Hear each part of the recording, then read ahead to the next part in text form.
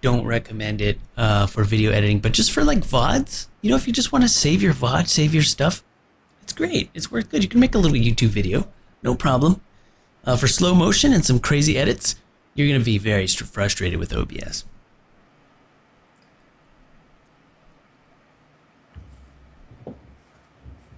Everybody's like, "Damn." I think you were thinking. I think you were thinking H2. It was H264. I think is what it's called. It's the right. It's the 720 1080p resolution settings. Yeah, H264 I think it's pretty standard, but for some reason I think it might have something to do with maybe the keyframes that it uses, the keyframe interval. There's something about OBS compression, how it does it really fast on the fly, that makes it difficult to edit. I don't know exactly what that is. Somebody on the internet will probably know.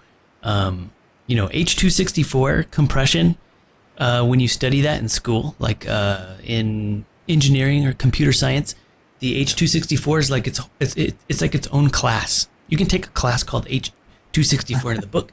It's about that big, and it's full of algorithms and mathematical equations to explain how H264 works. So if you think you're an expert, unless you wrote that book, you can go to hell. There's a lot to it. You're like, oh, high quality falls under this. That's about all people know. It's like, yes, like, I know everything there is to know about H264. Yeah, we'll see about that.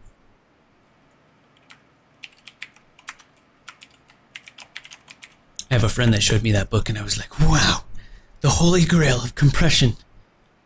Yeah. So which one do you want to do? We're going to do just a couple more. Do you want to do... Let's see. There's Bandicam, and there is... What is the other one called? It's DxTory.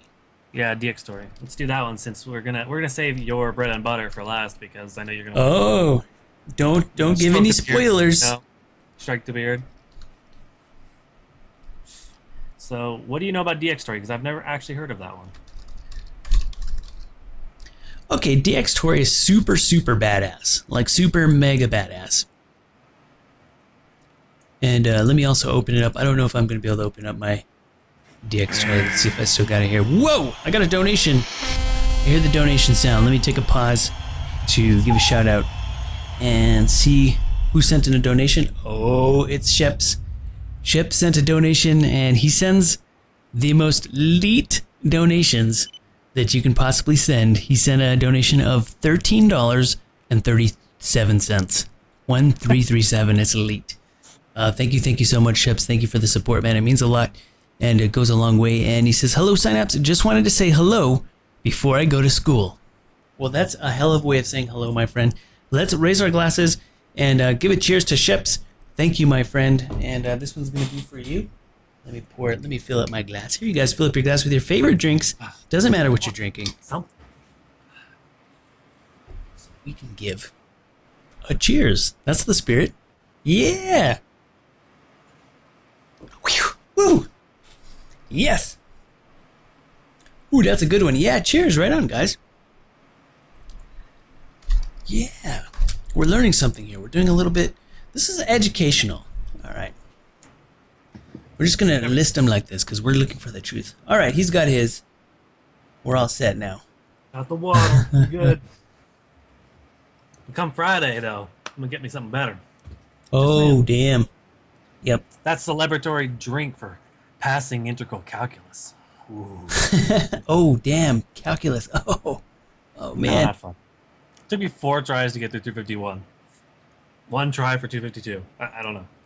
I got nothing. It is, yeah. It depends on the teacher. You know, calculus is one of those things where, you know, it can be really challenging and you know, you really got to push yourself through it. And if you have a teacher that is not helping that along, then it can be really tough. Luckily, I had a really badass teacher in calculus, and I was able to get through it and not too traumatized. I think I was more traumatized from physics. Physics 2 was hard. I liked physics 1. Anyway, college. Yeah. Oh, Cam Studio. Yeah, Evelyn, we can, you know, I don't know too much about Camtasia Studio. I mean, I've looked at it. You know, I've been to the website and I looked at all the features and stuff, but, you know, I haven't really, you know, it's known to be a pretty good capture one. So we'll make sure to add that one to the other ones, because there'll be ones we don't talk about. Like there's stuff that I haven't used too much that I've only heard of, through you. Evelyn has told me about that one he uses that I don't use, Camtasia, and then there's other ones that people use, and there's so many out there. That's why you guys need to be part of this discussion, so you can let us know. Yeah. Now, the big thing that we were trying to focus on with this kind of tutorial thing we got going on is we were trying to show up, the ones we know about to give you guys kind of an idea of what you can use, simple programs, what we know about them, kind of some ones you can use, assuming you want to try, get into video production, things like that. But if there are other ones that are simpler that you can figure out, that are free, that are, anything, they all work, do the same thing. You just kind of have to understand the little things, Is it free? Does it, record in a good quality? And then size. I mean, there's really not a whole lot you have to worry about when it comes to recording things. Just, whether it's going to be usable in your videos. Absolutely. That's a really good point, guys. Really, the bottom line is you're going to see that when I give my final opinion on which one is the best, I'm going to be very practical. All right. I'm going to be very practical. What that means, what, being practical means, practical stance means, does it work? All right. And you're going to find that most all of these do work. So there's not just one right answer. There's many different right answers, but what it all depends on is how you use it and what you're using it for, what your goal is. And we'll talk about what the different goals can be. And I'm going to kind of set this up with Legends of the Arena being kind of a model to set the standard for a capture utility, right? Because it's on Swifty's channel. He has over 600,000 subscribers. It gets millions of views. Lots of people look at all the people that make PvP videos watch this. And so there's a little bit of pressure to have good quality, right? And we want good quality, but we also want a functional utility that any of the legends can use to get the best PvP footage and the best game footage from there, and also be able to own face while getting footage, right? Your computer can't crash when you turn on your capture utility, right? No, you need to be able to perform in PvP and capture at the same time. And you'll be surprised, not all the legends have the best computers. Some of the legends that are in Legends of the Arena, they have just regular, computers. They don't have badass supercomputers. Some of them do, but not all of them. They just have regular computers. Evelyn WoW was talking about why she used Camtasia, because she was able to record audio and video in one program. Well, all the programs we've mentioned so far do the same thing. They can record the audio and the video at the same time. That's true. Okay, let's go ahead and use that as a segue to DxTory, because DxTory has some very custom audio recording features to it. So I'm going to start with the video output right here. I'm just going to show you what DxTory looks like a little bit, and so you can see what it looks like. It's got all the hotkey settings, so you can bind your keys to it. They all have that. But let's look at what makes DxTory special. What it does is it lets you choose what codec you want to use. So far, we mentioned Fraps and OBS. They only let you choose like one codec. I think maybe OBS had something else that lets you choose. Maybe it has a second codec, but it really just, they're very limited in which codec you choose. Here, you can actually install custom codecs, and here I installed Lagarith lossless codec. If you guys go and look up Call of Duty montages and tutorials on capturing for Call of Duty and stuff, that's where I learned this. I knew about Lagarith lossless codec because professionals in the video industry and video and cinema and TV and broadcast use this Lagarith lossless codec as an AVI codec because it's fast to edit, it's fast to capture, and it makes slightly smaller files than just raw AVI. So it's very powerful. All the video guys know about this, and I found out the Call of Duty guys are using this too. What the fuck? I'm telling you guys, Call of Duty editors are on the forefront of video editing technology. So I got this from them, so I got to give a shout out to them. This you have to download custom, but it also comes built in with a bunch of other really good codecs as well. But if you do get DxTory, you're going to want to get this Lagarith lossless codec and set it up like this, where you capture an RGB. Here I have a setting to RGBA, but you don't need that. You'll want to just use RGB default. Or for smaller files, you could actually go to YV12 or YUY2. But you got to check the quality there. Swifty got a hold of DxTory. He loves it. this allowed him to capture 4K footage. He tried all the capture utilities and was having a hard time. DxTory could do 4K before the other programs. Okay, now Bandicam can. We'll talk about that later, but DxTory is very powerful. Now I see why you like Bandicam. Yeah, I still don't understand the point of the 4K scene. I'm like, yeah, 4K is gonna be cool and all, but it's so massive. It's right. We're almost there. One of those.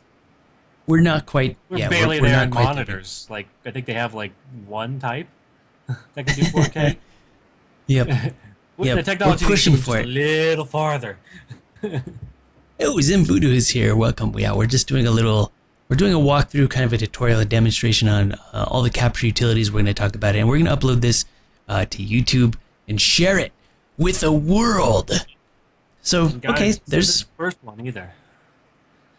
We're going to do a couple of different tutorials. We're going to kind of build on this. So this is just the capturing of footage. We got, all of the basics of like Adobe and things like that we're going to eventually go through, as we get through these tutorials and stuff. And we'll probably do most of them right here on the stream. So if you're here, you'll get to see them. Right. This is just what you capture with. Next, we're going to get into the editing after this one. Not today, not tonight. We're just going to do capture tonight, like Trustin said. So... no, the next is actually frames per second. And right. And resolutions. Yeah, we're going to go over that too. Yep. But, just real quick about the FPS. Here you can choose if you want 30 or 60 FPS. For capturing, high performance game footage, I'm telling all the legends to use 60. So 60 is going to help you do some really cool slow motion effects. And, it's just capturing.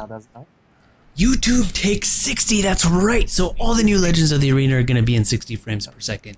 And some new footage is also in 60. And all my game footage too, from this point forward, everything is going to be edited at 60 frames per second so we can enjoy all of those extra frames when we watch it on YouTube. 32 FPS is all you need. Guys, that is going to be a whole topic. That is very much an opinion. There is, I think very little science involved in how much FPS is enough. And we'll talk more about why I think that. But I can tell you that 60 FPS capture is going to do a couple of things for you. The fact is, when you slow down 60 FPS, it looks much smoother. You have a very difficult time slowing down 30 FPS. You can slow it down kind of. If you slow down 30 FPS by 50%, that means you cut it in half. You make it last twice as long by cutting the FPS in half. That equals 15 frames per second. And you know what 15 frames per second looks like? Lag. So now, if you cut 60 frames per second in half, what do you get? What's 60? 30. That's right. You get 30 frames per second. 30 frames per second is normal. So basically, when you cut 60 in half, you have a normal looking flow of frames, and it's going half the speed, and you get that slow motion effect. In fact, if you really want to get crazy, you can slow it down even more, and see how far you can take it. And if you're using like Twixtor or something, you can take it very, very far. So 60 FPS, good. In fact, I'm gonna support 90 frames per second when we can start capturing that much, because then we can do some crazy stuff with it. But okay, that'll be its own topic. The point here is that DxTory can give you that option to choose the frame rate that you need for the video you're making. Let's take a look at the audio.